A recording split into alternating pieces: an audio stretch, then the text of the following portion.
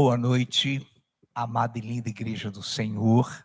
Boa noite, glórias a Deus. Que bênção é nos cumprimentarmos a cada culto e queremos também estender esse cumprimento aos que nos visitam, aos internautas que interagem conosco. É com alegria que mais uma vez estamos juntos num culto de doutrina, num culto de aprendizado, quando com certeza iremos crescer em conhecimento da palavra, termos mais uma vez a dimensão exata daquilo que a palavra de Deus nos ensina.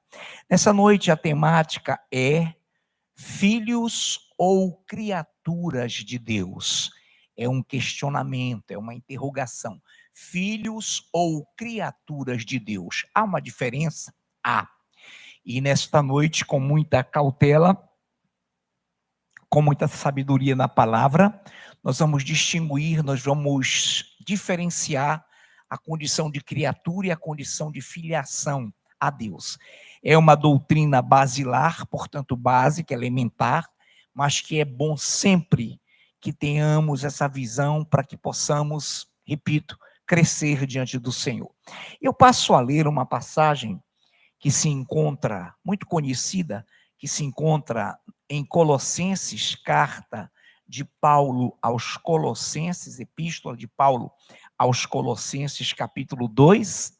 Eu poderia ler a partir do 8, mas eu leio do 11 ao 15, para que fique mais enxuta, mais focada no ângulo que queremos focar. Vamos lá, então. Colossenses, capítulo 2, de 11 ao 15. Nele também fostes circuncidados, não por intermédio de mãos, mas no despojamento do corpo, da carne, que é a circuncisão de Cristo, tendo sido sepultados juntamente com ele no batismo, no qual igualmente fostes ressuscitados, mediante a fé no poder de Deus, que o ressuscitou dentre os mortos. E a vós outros que estáveis mortos pelas vossas transgressões e pela incircuncisão da vossa carne, vos deu vida juntamente com ele, perdoando todos os nossos delitos, tendo cancelado o escrito de dívida que era contra nós e que constava de ordenanças, o qual nos era prejudicial, removeu-o inteiramente, encravando-o na cruz e despojando os principados e as potestades, publicamente os expôs ao desprezo, triunfando deles na cruz. Bendito sejas, Deus vivo, nosso Senhor e Salvador, Jesus Cristo, a quem adoramos, o nome que está acima de todo nome.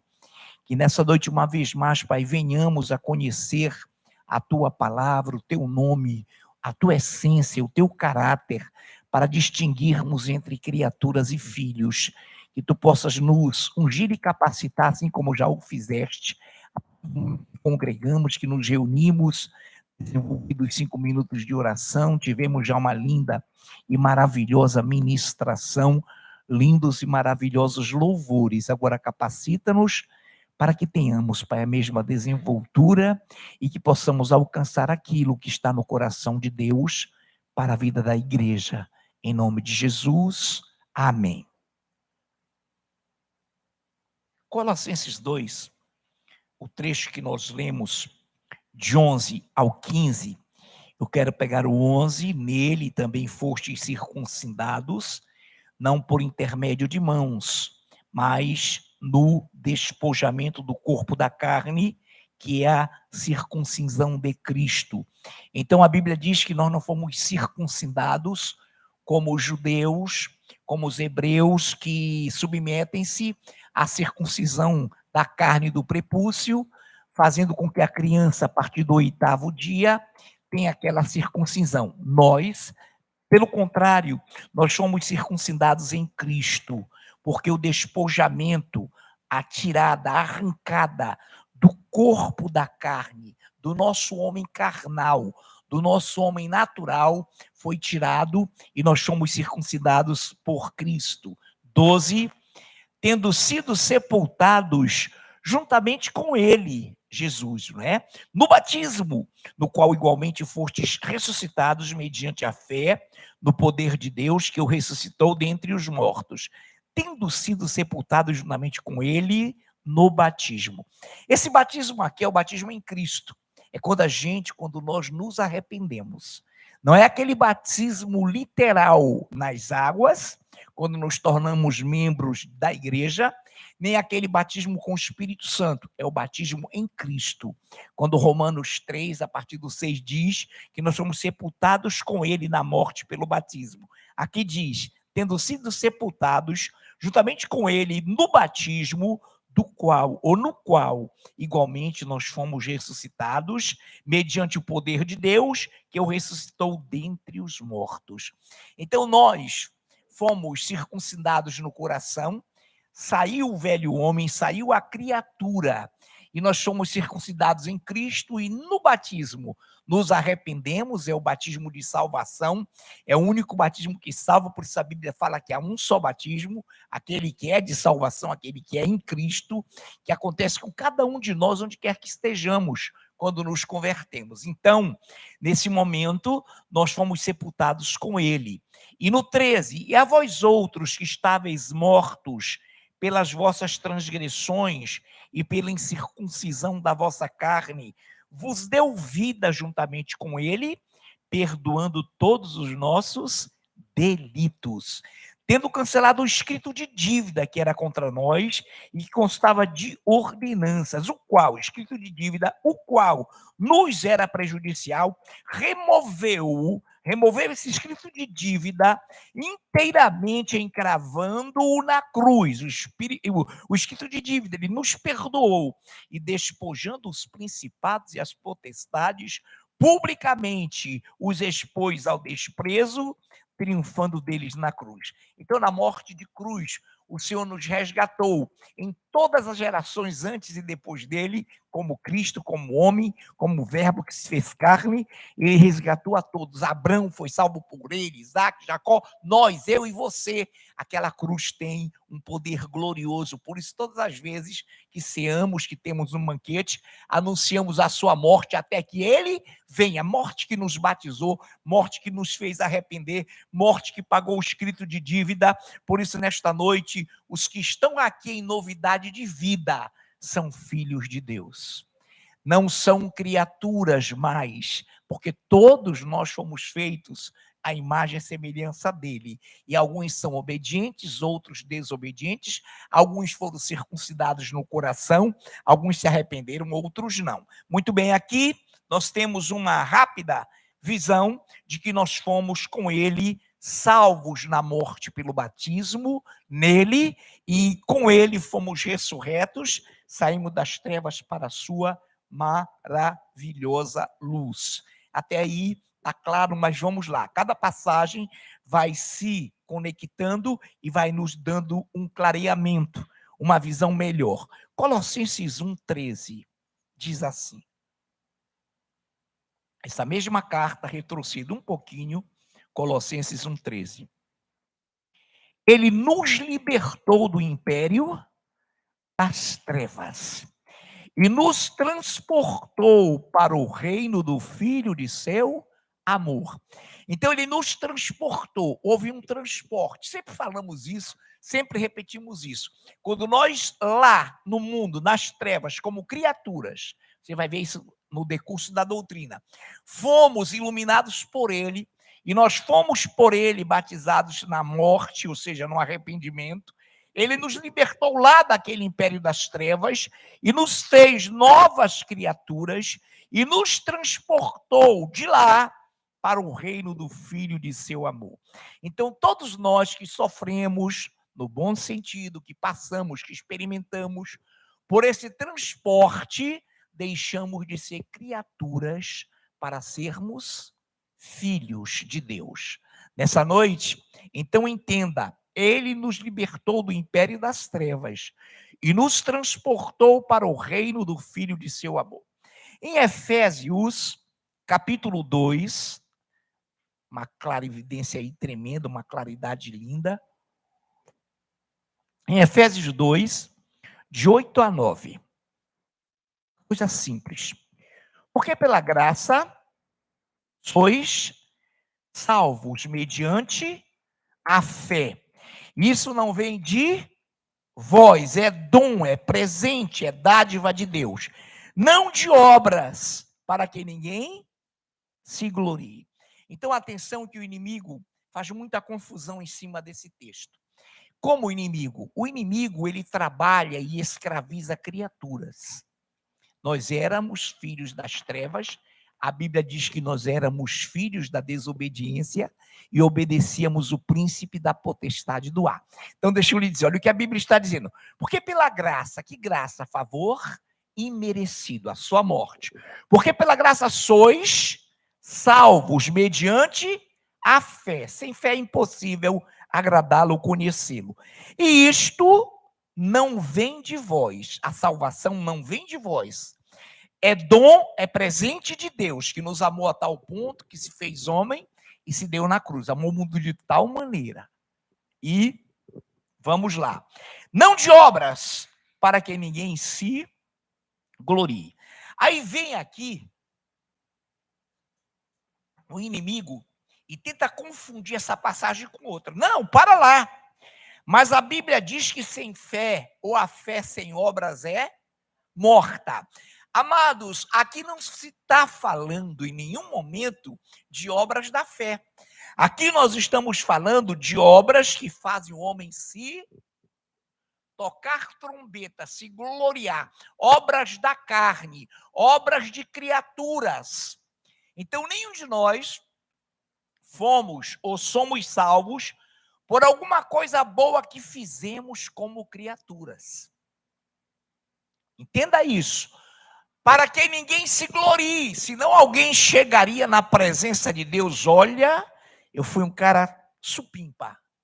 E eu sempre falo isso, né, na brincadeira, eu atravessei 365 velhinhos durante o ano. Eu dei de comer, eu fiz, irmão, essas obras. O Senhor disse, não tocais trombeta diante de vós. Então, olha, quando a Bíblia diz assim, não vem de obras para que ninguém se glorie, o homem, a criatura, só se gloria nas obras da carne. Como nós fomos despojados das obras da carne, como nós fomos tirados das trevas e transportados para o seu amor, nós somos salvos pela fé e não pelas obras que praticamos. Agora, atenção, convertidos, salvos, adoradores, a nossa fé tem que ter obras de salvação. Tudo aquilo, até um copo d'água que você servir a um amado irmão seu, existe galardão. Então, obras de salvação são aquelas obras que você faz para a honra e glória do Senhor, e não para a honra e glória do homem, para que ele toque trombeta diante dele mesmo. Não, obras de salvação. Então, entenda bem isso, que os filhos de Deus, eles possuem obras de salvação, congregar, participar, adorar, fazer comunhão, fazer congregação, dizimar, ofertar, adorar, louvar. Isso são obras de salvação. Obras que fazem com que o homem se glorie são obras da carne. Por essas, ninguém comprará a Deus. Deus não se deixa barganhar. Deus não precisa. É um dever do homem ser bom. É um dever do homem fazer o bem. Como criatura. É um dever dele. Tem muita gente boa? Tem. Mas que não tem Jesus no coração. É aquela pessoa que lá dentro, com aquela cara fingida de humildade, está dizendo, está vendo? Eu dei porque ele precisa de mim. Eu dei porque eu sou o cara. Né? Esse cara sou eu já. Aí, alguma coisa no mundo que traz essa visão, dessa trombeta torpe, que não leva ninguém a lugar nenhum. Quantos estão entendendo? Amém. Então, que entendamos isso, por favor, e quando alguém pegar esse texto e falar para vocês, e a fé sem obras, você fala, não tem nada a ver uma coisa com a outra. Obras de salvação são uma coisa e obras da carne são outras. Então, muito bem. João, Evangelho, essa aqui é clássica. João capítulo 1, versículo 12. João, Evangelho, capítulo 1, versículo 12. Repare que antes do 12, o Senhor está falando que o Senhor se fez carne, que o Senhor era o verbo, que estava com Deus, veio para o que era seu e seus, que foram criados, não receberam. 12. Mas a todos quantos o receberam, deu-lhes o poder de serem feitos filhos de Deus, a saber, aos que creem no seu nome. Aos que creem no seu nome. Vou repetir. Mas a todos quantos o receberam, deu-lhes o poder de serem feitos filhos de Deus, a saber, aos que creem no seu nome. Então, todos que estavam no mundo como criaturas, como pessoas na carne, como ímpios, quando receberam o Senhor, quando se deixaram transportar das trevas para a sua maravilhosa luz, tornaram-se, foram feitos filhos de Deus. Você não nasceu como filho de Deus, você nasceu como criatura. Como criança inocente, você era salva. A partir do momento que veio a razão, você já se tornou pecador. Mas deixa eu lhe dizer algo. Quem aqui foi feito filho de Deus? Cuidado, não, eu já nasci com Deus. Eu já me fiz. Ih, rapaz, tem até um ditado, eles dizem, por ignorância. Ih, Cristo, outro dia, estava aí, irmão, Cristo é o salvador de toda a humanidade. O sacrifício foi maravilhoso. Então, repare, e a todos quantos o receberam, deu-lhes o poder de serem feitos filhos de Deus, a saber, aos que creem no seu nome. Ou seja, ninguém nasce filho de Deus, mas criatura, criação dele. Tornar-se filho é um ato de Deus, é uma dádiva, é um dom de Deus, não vem de nós, para que ninguém se glorie. Olha, meu irmão, nasci tão perfeito que eu sou salvo. Só falta as asas. Como o homem não tem asas, já nasceu perdido. Irmão, atenção, ninguém é, nós somos e fomos feitos filhos de Deus. Então a conversão é algo extraordinário, é algo sobrenatural. Lá nas trevas nós éramos o quê? Criaturas, ímpios, perdidos, pecadores. Quando fomos transportados e fomos batizados e mergulhamos nele, no arrependimento, ele nos tornou seus filhos. Então, quantos aqui foram feitos filhos de Deus? Ou glória, não tem nenhuma visagem, né? Está todo mundo normal na glória e na régua de Deus. Então, todos aqueles que creem no seu nome, todos aqueles, olha que coisa linda, irmãos, isso é glorioso. Todos aqueles que o receberam foram feitos filhos de Deus. Um filho não nasce pronto, ele se faz quando ele é conduzido das trevas para a maravilhosa luz do Senhor. Foram feitos filhos de Deus. Quantos aqui foram feitos? Quantos aqui podem aplaudir o Senhor?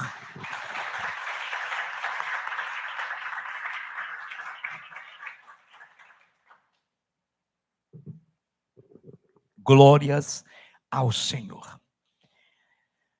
Antes de prosseguirmos, nós vamos falar com muito carinho ao internauta.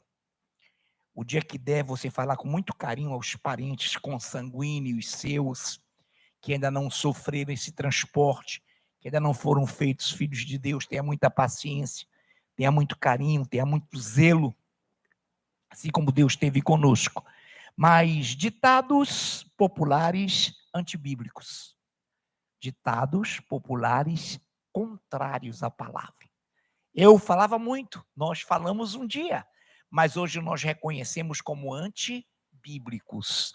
Repito, não é para ofender, nunca viu internauta, você é amado de Deus. Deus ama as suas criaturas, mas olhe os ditados populares, e nós vamos ver no decurso dessa doutrina, no decorrer, que são de fato. Todos são filhos de Deus. Certo ou errado? absolutamente errado. Ditado popular, ditado mundano. Quantos de nós falamos isso um dia, né, meus amados? E Deus nos amou, e Deus nos pegou, e Deus, vem cá, Fran, ignorante, filho das trevas, vem cá, meu filhinho, e me transportou. Hoje eu estou aqui sabendo que eu fui feito, que nem todos são filhos de Deus. Vamos lá.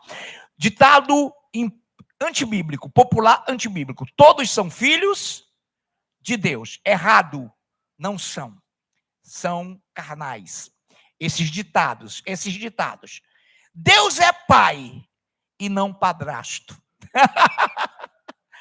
Totalmente, absolutamente ignorante. Mas tenhamos paciência. Isso é o ímpio, a criatura, quando ele se sente injustiçado por ele próprio, pelos seus próprios erros, e acontece alguma coisa boa, ele diz: Deus não é padrasto, ele é pai.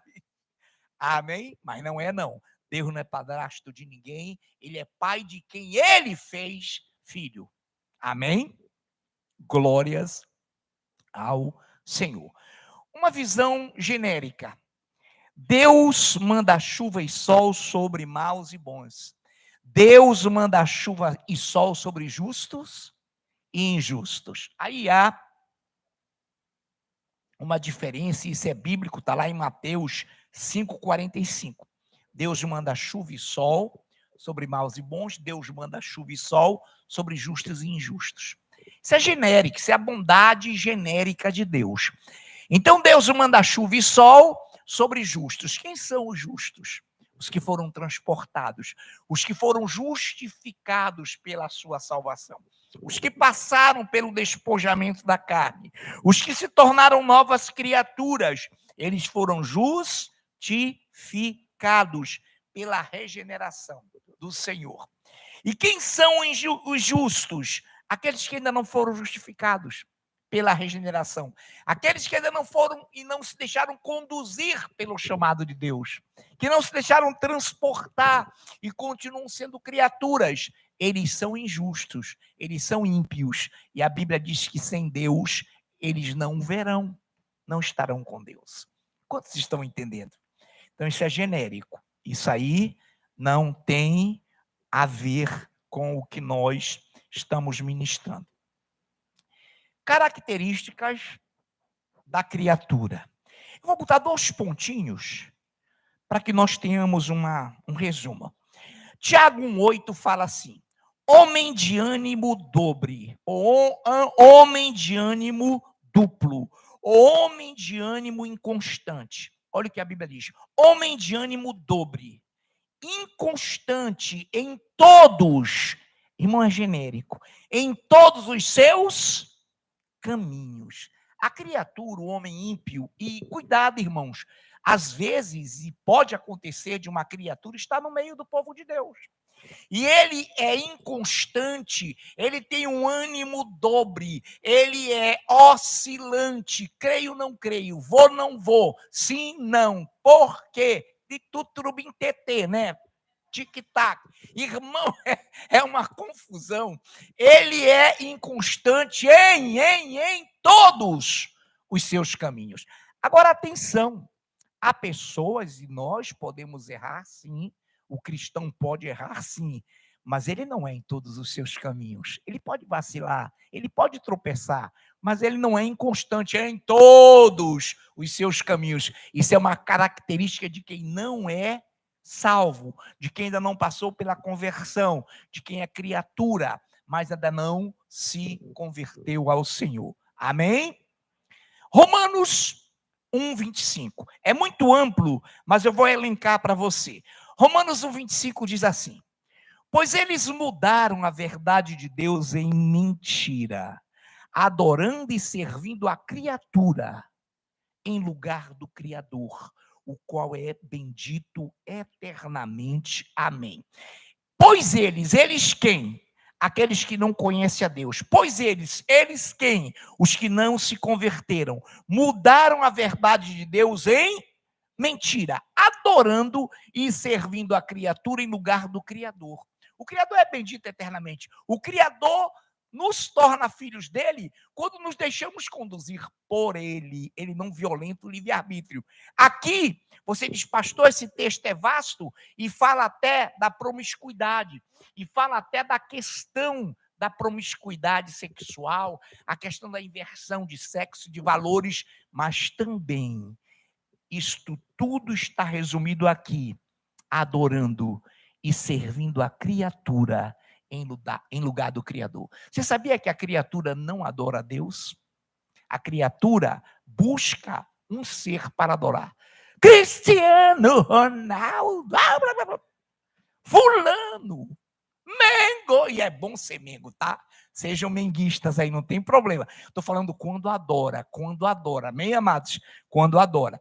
Então, queridos, amados, adorando a criatura em lugar do Criador. Amam imagem, adoram esculturas, adoram pessoas, adoram ídolos, adoram tudo menos Deus. Vamos adorar a Deus? Irmão, você já viu o ímpio levantar as mãos para Deus num culto? Irmão, dá um cansaço, dá uma dor no sovaco, que não é a sovaqueira do odor, é aquela de cansaço. A pessoa não consegue, primeiro pela vergonha, segundo porque ela não está vendo, ela pode gritar para um time, ela pode levantar a mão à noite num estádio direto, mas para Deus ela não está vendo, ela não sente, ela não conhece, ela não passou pela conversão, como é que ela vai sentir? Ela vai adorar a criatura, nunca o Criador, porque ela não tem comunhão com o Criador, ela não é convertida. Por isso, há uma diferença profunda. Amém, amados? Glórias a Deus. Aí tem aquele, o cara começa a adorar, tu é doido. Nós somos loucos por Cristo, amém? Somos loucos por esse Deus maravilhoso. Atenção para o termo criatura. E atenção para essa visão de evangelho sendo pregado. 2 pontos, e depois eu vou para a rota de conclusão. Primeiro, esses 2 pontos. Em Mateus 24, 14, diz assim: e será pregado este evangelho do reino por todo o mundo, para testemunho a todas as nações, então virá o fim. O fim do tempo da graça. O evangelho vai percorrer o mundo inteiro. O evangelho do reino a todo mundo, para todas as nações. Aí vem Colossenses 1, 23. Se é que permaneceis na fé, alicerçados e firmados, não vos deixando afastar da esperança do evangelho que ouvistes e que foi pregado a toda criatura debaixo do céu. Foi até a época de Paulo, foi a toda criatura. De Paulo para cá também, igreja, não nos iludemos. Ele foi pregado, vai ser pregado e continua sendo pregado. Vou repetir. Se é que permaneceis na fé, alicerçados e firmados, não vos deixando afastar da esperança do evangelho que ouvistes e que foi pregado a toda criatura debaixo do céu. Então, toda criatura que ouviu o evangelho e se deixou conduzir por esse transporte divino, tornou-se filho, tornou-se filha, tornou-se filho perfeito. E toda criatura debaixo do céu, e do qual eu, Paulo, me tornei ministro. Ele era Saulo, ele era criatura, religioso, não é verdade? Perigoso, contumaz, pensando que fazia a vontade de Deus. Quando o Senhor disse, eu vou te transportar, cabra, você não quer? Ninguém continha o camarada, ele ia na estrada de Damasco e pum! Vocês viram, caiu do cavalo, caiu da carruagem e ficou cego. Quem és tu, Senhor? Eu sou Jesus, a quem tu persegues. O Senhor faz assim também. Quando é muito difícil, ele mesmo diz assim, esqueça qualquer imitação, tá? Tem imitador barato. Agora a bronca é comigo. E quando ele é o que é o dono da bronca, ele faz acontecer para a glória dele, amém?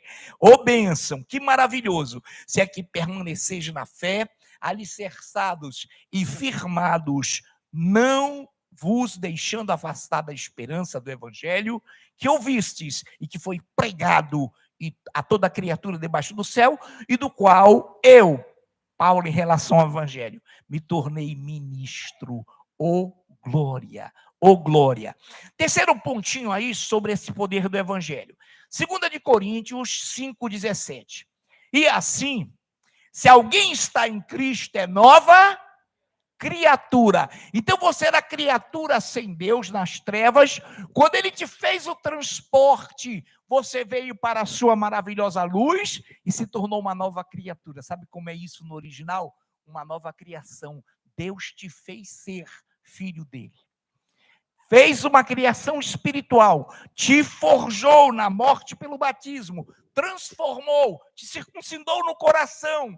E agora tu és filho de Deus, tu és uma nova criatura, tu te tornastes filho de Deus.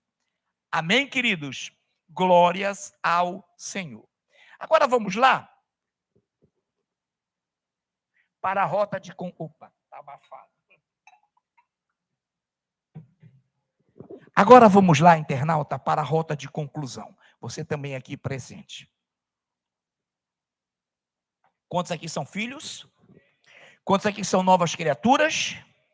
Quantos aqui se deixaram transportar ao reino do Filho do seu amor? Amém. Glórias ao Senhor. Então, rota de conclusão. Salmos 16:3. O Anderson tem minha versão? Tem um volante? Está aí do seu lado. Christian Lucas. Salmos 16:3. Quanto aos santos que há na terra, são eles os notáveis, nos quais tenho todo o meu prazer. Quanto aos santos que há na terra, são eles os notáveis, nos quais tenho todo o meu prazer. Santos.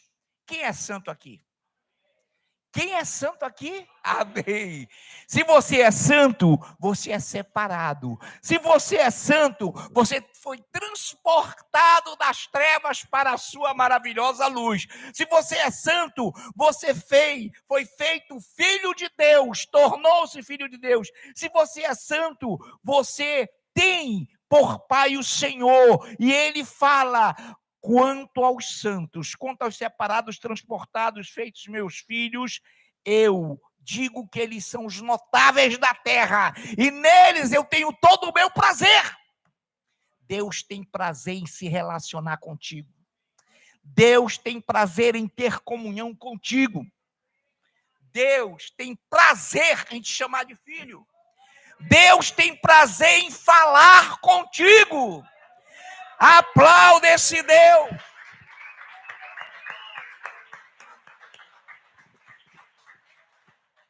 Glórias ao Senhor. Quanto aos santos que há na terra, são eles os notáveis, nos quais tenho todo o meu prazer. Irmão, quando Deus te chama de notável, é porque ele te nota a tal ponto que ele tem prazer em se relacionar, prazer em falar, prazer em interagir. Tem coisas que nós não pedimos por não conhecer a bondade dele. Tu não tens, eu não tenho, nós não temos ideia, e temos sim, de que ele está aqui hoje, aqui agora, e ele tem maior prazer em receber esse culto. Ele tem maior prazer na tua adoração. Ele tem maior prazer em te levantar para cima. Ele diz que tu és forte quando tu és fraco. Ele diz que tu és maravilhoso quando tu não tens nada para dar para ele. Mas tu tens o teu coração, tu tens a tua vida. Por isso ele te ama. Oh, glórias a Deus. Separados, transportados, santos, feitos filhos de Deus, nos quais tenho todo o meu prazer. Jeremias 33:3, esse é o telefone do Senhor. Quantos conhecem o telefone de Deus? Isso é uma brincadeira santa, mas tem um maior sentido, amém? Qual é o telefone de Deus? Jeremias 33:3. O que diz? Invoca-me e te responderei, anunciar-te-ei coisas grandes e ocultas que não sabes, mas que assim diz o Senhor. Queridos, o que é invocar? Olha que coisa linda. Invoca-me, chama-me de dentro de ti.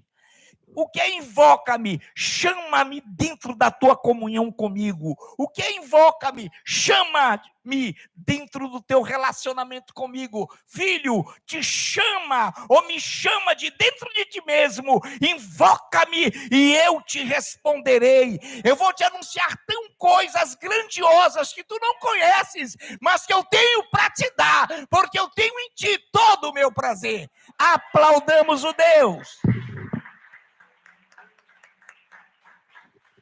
Obrigado, Pai Santo, que o ministério de louvor venha, para que juntos possamos irromper em cânticos. Tu tens prazer em nós, Pai. E nós precisamos cada vez mais aprender a ter prazer em Ti. Aleluia.